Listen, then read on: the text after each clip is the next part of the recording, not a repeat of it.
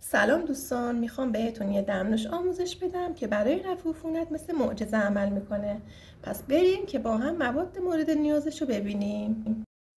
آویشن، عناب، پونه، پودر دارچین یا چوب دارچین، زنجبیل و پولکی.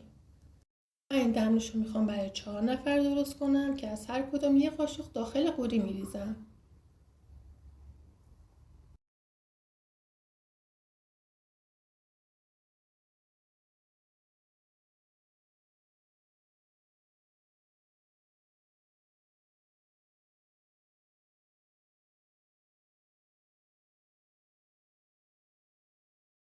به اندازه 4 لیوان داخل قوری آب جوش میریزیم و اجازه میدیم که 1 رو بمونه دم بکشه.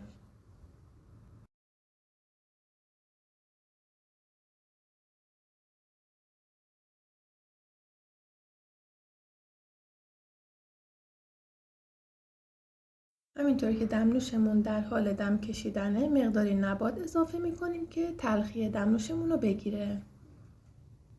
و حالا دمنوشمون بعد از 1 ربع آماده شده و میتونید نوش جون کنید.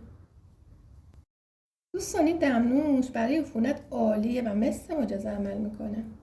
امیدوارم براتون مفید بوده باشه. اگه خوشتون اومد کانال منو سابسکرایب کنید و زنگوله بغلش رو هم بزنید، چون قراره کلی ویدیو خوب بذارم که به محض ویدیو گذاشتن یوتیوب مطلعتون کنه.